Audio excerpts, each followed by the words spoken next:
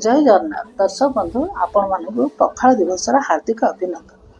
ओडिया घर कंसाए पखाल प्राण रही था जेपरिक समस्ते धनी दरिद्र ठार आरंभ कर समस्ते यही पखाल भात को पसंद करि तेणु मार्च 20 तारिख को पखाल दिवस भाव में सारा ओडिशा सारा विश्व पालन करा जाउची। एही दिनर महत्व रही जे गरम दिन में जदि पखाल कंसाई खिया जाए ताहले मन को बहुत शांति मिलता है और आराम मिलता है।